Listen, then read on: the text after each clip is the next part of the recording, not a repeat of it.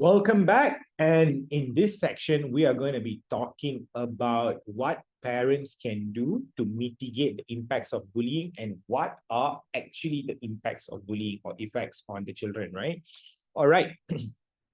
So now the first thing that we want to look at is what can parents do? Okay, so parents can do a lot of things, but one of the first things parents have to stop doing is the blame game. So this is not to say it's uncommon, not unheard of. It's very common actually.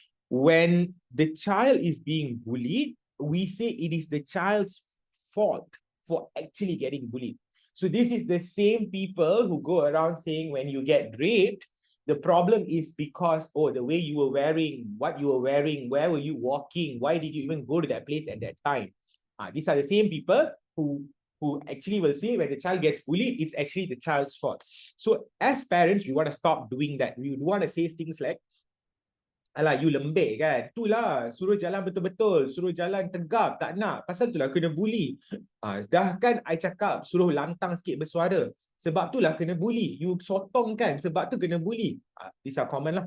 So, we've also heard, like I said before, teachers calling kids, wow, you really strawberry, yeah?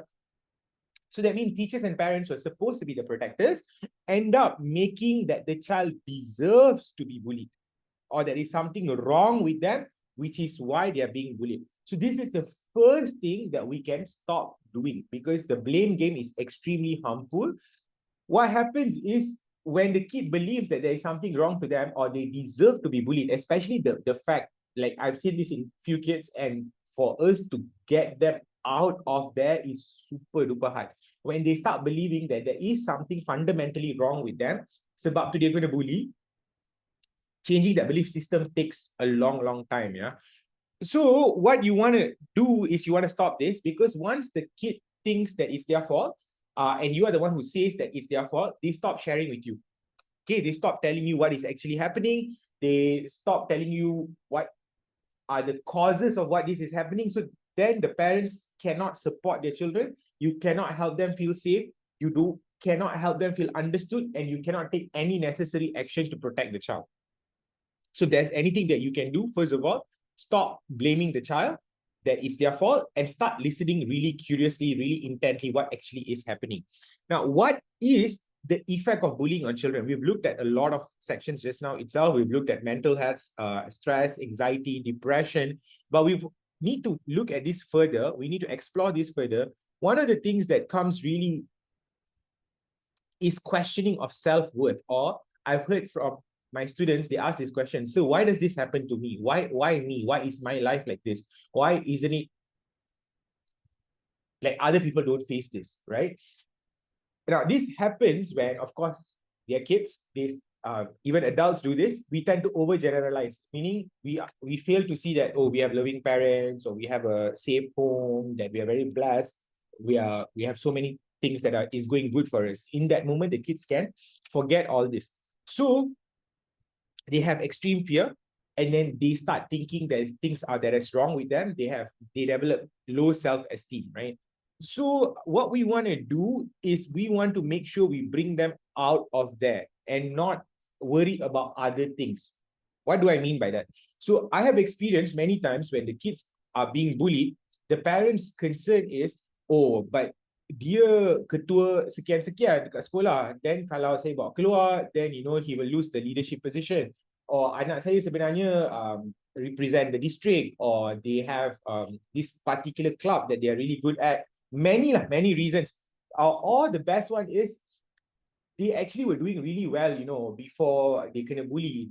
My kids were doing really well. They punya grades sangat bagus. So I don't want to pull them out because I takut like the grades won't improve, whatever it is, right? So generally, bullying leads to all these things, meaning they lose focus in school, their grade starts to drop, they lose interest in learning altogether, because what happens is now they have linked these two things together. Their link is about being bullied and the process of learning itself, because the bullying happened at the places of learning, right?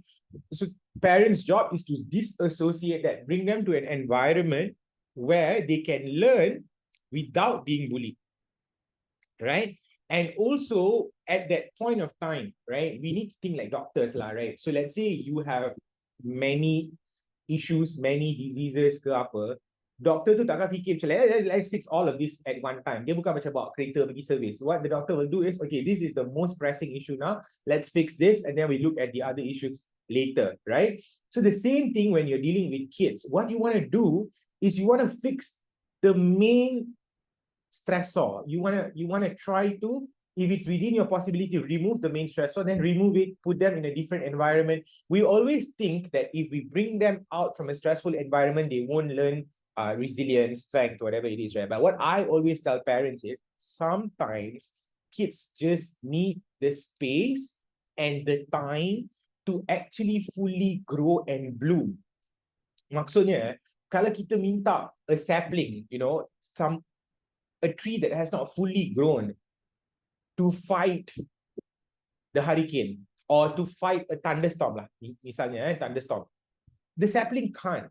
But if you ask a fully grown tree in the rainforest to fight a thunderstorm, the tree is like, I've been here 200 years. What are you talking about, right? So sometimes our children just need that space, that nurturing environment until they become that strong tree, until they're fully developed, so they can face it on their own. Like forcing them to face something that they're not ready for or they're not prepared for, or in this case, is actually harmful for them, it's not a good idea. It's a really bad idea, right? Now, the next thing is that besides the low self-esteem, right? One of my students who were bullied in the previous school, he actually cannot believe that kids can be nice. So I remember the first time that I met him, he doesn't want to even come out from behind his mom. So that because when he was bullied in his previous school, his teachers take absolutely no action. And this is quite common. This is what we want to share, which is why parents, you guys really have to step up, especially in private case situations, because the ones that we've gotten so far, now let's just look at private schools, international schools problem, yeah? So when he was bullied by a group of students. The parents did approach the school, they did intervene. So the parents did all the right things. They intervened, they talked to the principal and everything. But they refused to take action. The school management and the teachers refused to take an action because the kids who were bullying him are from influential family. And in my experience as a teacher, this is the second time I'm hearing this, which means action was not taken because the kid who is bullying is actually from an influential family. Not to say the one who kena bully is, a normal person also, but it's just that the person who was bullying is far more influential. And in his case, the one who was bullying was a group of kids. The other student who was getting bullied, she was bullied by 2 students, but the reason why the school didn't want to take action was because 2 of these students both have siblings in the school. So which means they are afraid if I take action on the bullies, then their siblings might also pull out from the school. So that's a huge loss of income towards the school. And the same thing happened here in my student's case, where the school doesn't want to take action because if they took action on the bullies, they will lose, let's say, 5 income. Where else, if they just keep quiet, they are hoping that this boy will just drop out of school because after all, I only lose 1.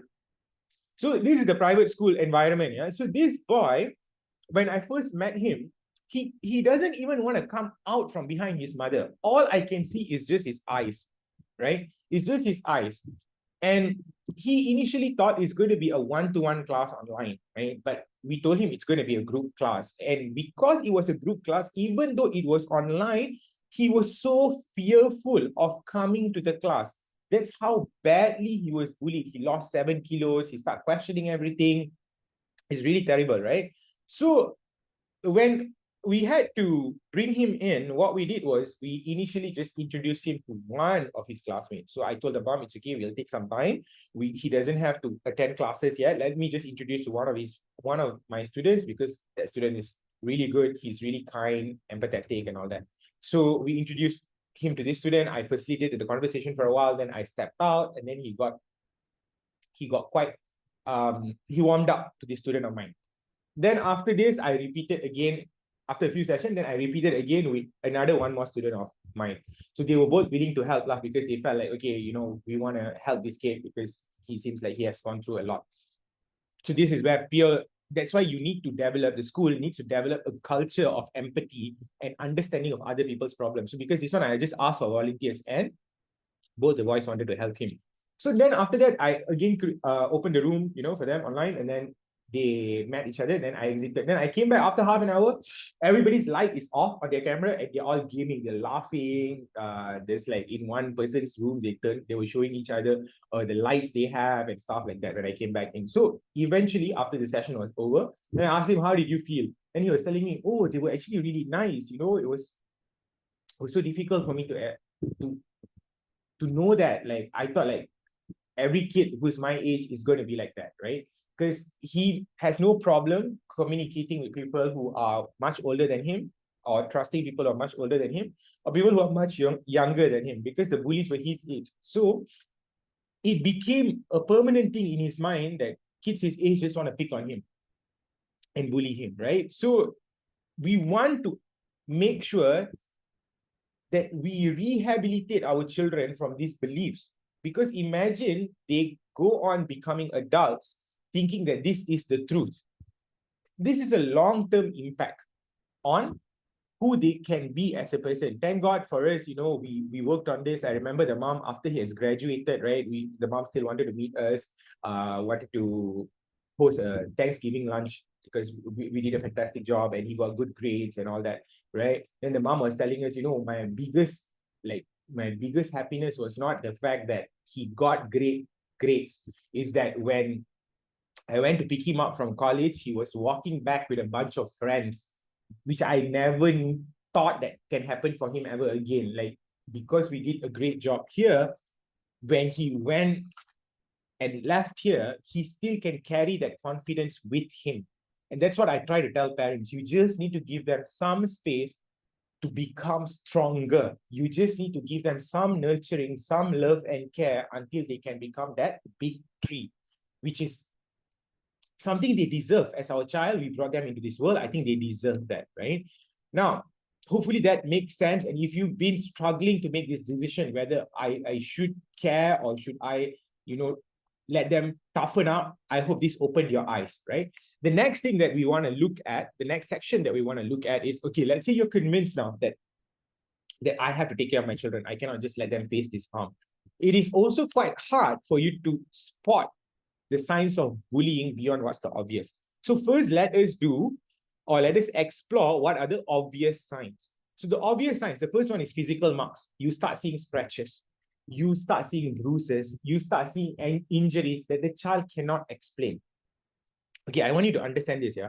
Most bully victims don't want to get bullied. I hope you can grasp this, because I feel like with the parents that I've spoken, it seems like a lot of parents feel like it was the kid's fault, or maybe the kid did something, that's why people want to attack them. No, most of the bully victims did not want to get attacked or bullied. So what happens is they refuse to share when this happens at home. Okay? So if you start seeing this kind of bruises that you cannot explain, then that's a good sign they're being bullied. Then the next thing that a lot of parents have shared with me is that they notice things are missing. Books, handphones, maybe clothes are torn or clothes are missing. Like you send together with PE lesson clothes, PJ lessons, but then they come back with none of it. Items are frequently lost or damaged. Yeah, these are also symptoms, and the kid cannot explain why, what happened. Okay, this one is a very telltale sign. The next one, if let's say your kid is not 3-4 year old, right? They don't want to go to school, because kids generally love going and meeting their friends. But if the kid keeps on saying that, I don't want to go to school, suddenly, I've also experienced this, yeah, parents told me that the kid has high fever the moment they bring it to school. Like, then the mom said, wow, it looks like you have very high fever, let's go back home. And the moment they come back home, the fever is gone. That means the body is creating so much of stress that the moment that the idea of school is dropped, the stress goes down and the fever disappears as well. So if you see that your child is avoiding to go to school, this is another obvious sign. These are all very obvious signs, yeah? And then the next one you want to see is you want to see change in behavior. So what are the changes in behavior that you can observe? You suddenly find that your child is more anxious. Dia macam tak tentu hala kan, dia selalu macam tak kena tempat, very anxious. And then daripada seorang yang peramah, dia suka gelak, suka buat jokes, very outgoing, they become less confident. They suddenly have drawn in behavior, maksudnya suka isolate themselves, suka bersendirian, or the opposite. Dia actually elok je sebelum ni, tiba-tiba sekarang suka pukul adik, suka melatah, tiba-tiba marah tak tentu pasal. So these are all the behavioral changes that you can observe if somebody is being bullied, because they're now trying to pass it on to other people. They need some sort of coping mechanism, right? When they're not taught the right coping mechanism, this will become their coping mechanism, right? And the one that is most obvious that a lot of parents have shared is eating disorders and sleeping disorder. You notice your child now cannot sleep at night. Suddenly they were sleeping fine all the while. Ni bukan yang selalu tak tidur lah. Ni this one all the while sleeping fine. Now suddenly they're always awake. They lack of sleep. They don't want to eat. They lost appetite. Or the opposite can also be true. Suddenly an increase in appetite that cannot make sense. These are all symptoms of stress, symptoms of them being bullied at school. So these are what we would say are obvious signs. Now, let's say some kids are very good at hiding the obvious signs, right? Then we look at invisible signs. What are the invisible signs a kid is being bullied at school? So the first one is social withdrawal. Like what I mentioned just now, this is a behavior change, meaning suddenly now they prefer to be alone. They want to avoid situations where they meet friends or they meet family members. Before this, they used to enjoy. So I had one student who's like this. This was actually one of the first symptoms the mother noticed and knew that she was being bullied. So what happened was she was a very outgoing child, super confident. When she was a kid, used to go on stage and start talking to people in family functions, dancing, singing, and all that. But once this started happening, first the father thought it was a sign of becoming a teenager. But the mom was always suspicious, right? So what happened is she stops laughing a lot. She's very, very quiet now. She stopped smiling even. She stopped disclosing everything to her parents because she was afraid, what if she start talking, it might come out that she's getting bullied at school. Right? So she stopped all these things. Then the mom noticed that this is a problem, and when she started investigating, then only she knew that the kid was being bullied at school. That's one invisible sign. The other one is emotional distress. That means you see there's nothing bad that happened, there's nothing wrong that happened, but the child is very, very sad. They're very irritatable. You say some things and then they straight away get irritated. They're very moody, which is not like how they were.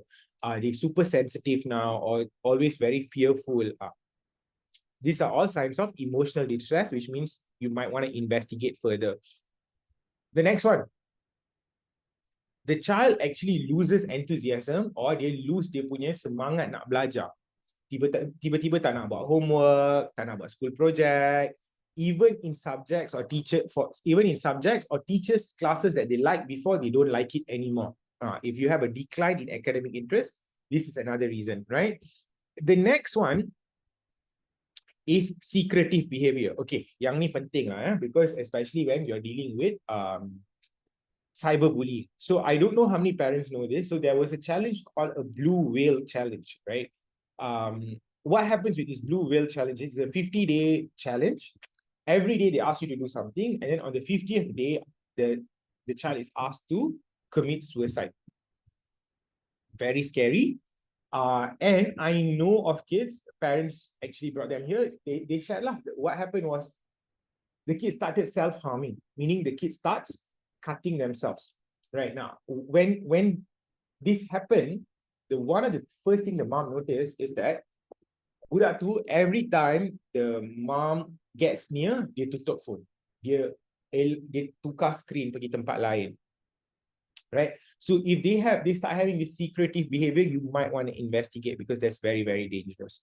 Right? So here, how we do it is because we facilitate dekat Past Excel, what I do is that we facilitate that open communication with teachers, what's happening. So in between every class, there's a 15-minute break. So what happens is the teacher, after the class ended, stays on and talks to the kids. They really form a very good rapport, right? And then we get to know the kid. So a lot of these times, we spotted it first, and then we tell the parent, okay, I think there's something off here. The kid suddenly is not very energetic in class. They are losing enthusiasm, motivation about things, right? So when we maintain this close rapport, sometimes parents tak boleh notice because they're busy, right, at work. So this is what we do. So in order to help parents out. And then another thing that I think a lot of parents shared, right, when they were trying to enroll at other schools, one of the mothers mentioned this to me lah.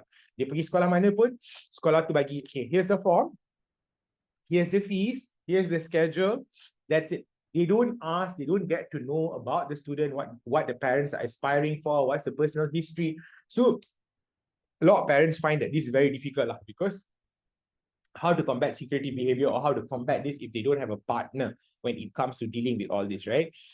Okay, the next one is you notice that there is a huge change in communication in the child. So what does that look like?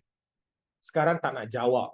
Tanya apa pun, walk away. Single answers, single word answers. So if you notice all this, and especially if you notice that they are reluctant to speak about school, which means anything you ask, how was your day, what was good about school today, completely reluctant to speak, then you know you have to do your investigation. You have to look further than this, right?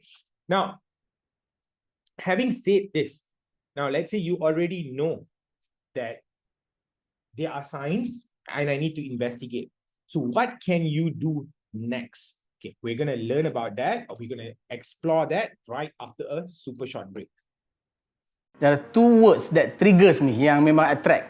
Okay, satu personalize, the other one is customize.